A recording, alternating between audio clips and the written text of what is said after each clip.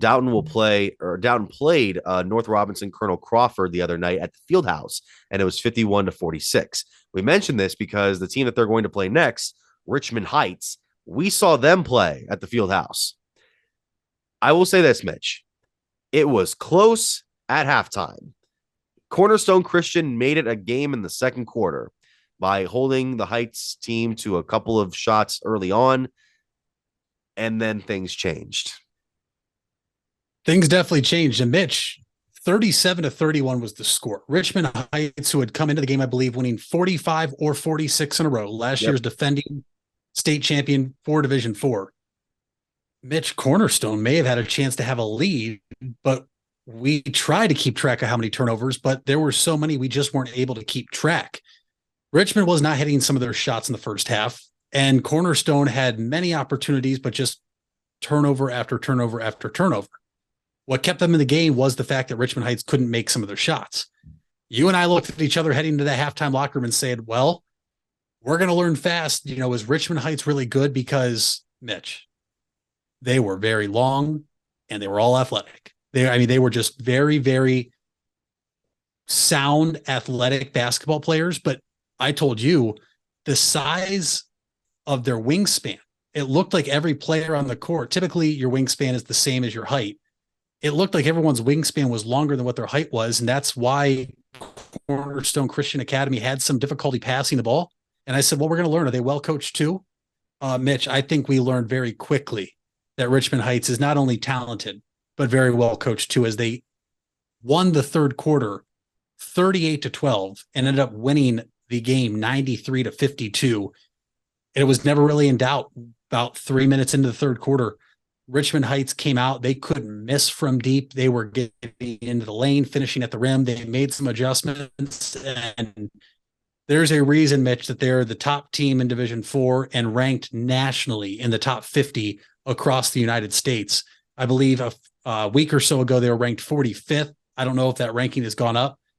This is a team that is loaded and can beat you from all spots on the floor, 1 through 5, a couple guys off the bench. And Cornerstone Christian Academy, Mitch, is a very good basketball team. They were 22-4. This isn't like some team that just got hot and made a run. This is the exact same spot they got to last year.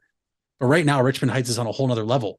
And some people say, well, they're Division 4. How good are they? Folks, they played Division 1 teams in the regular season this year. They beat St. Ed's in a thriller 83-80 this year at St. Ed's. They're battle tested. And they just play basketball. It looks like they're having fun. They have multiple sophomores on the team. One of the top sophomores in the 2025 class, a top 50 recruit on the team. This is going to be a very tall task for Dalton, Mitch. We'll have to wait and see. Obviously, Dalton getting to win and then stay and, their coaching staff scout a little bit. You only have 2 days to prepare for it as they play on Friday night now at the field house over at Camp McKinley.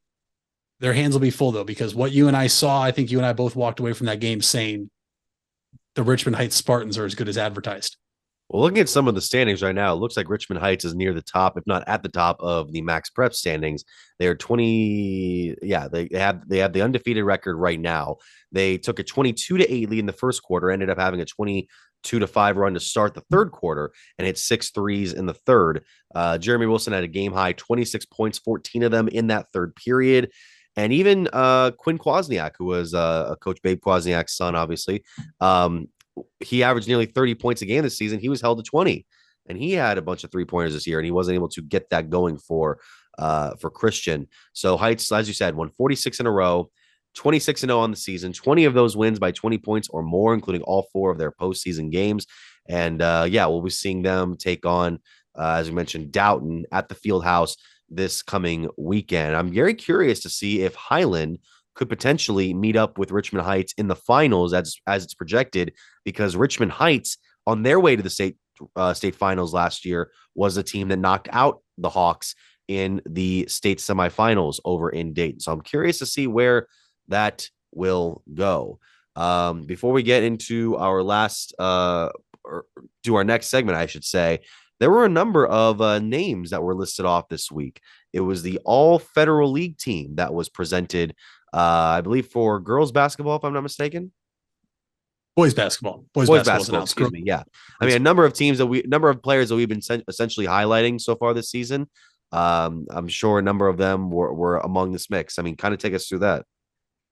Yeah. So here we have the first, second, and honorable mention along with player of the year and coach of the year. So your first team, Mitch, consisting of 6 different schools.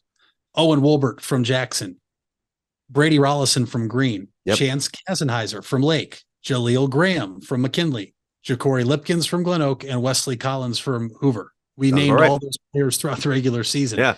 The second team, Mitch, I think would be able to compete with a lot of other, actual high school teams and, all second teams throughout the state.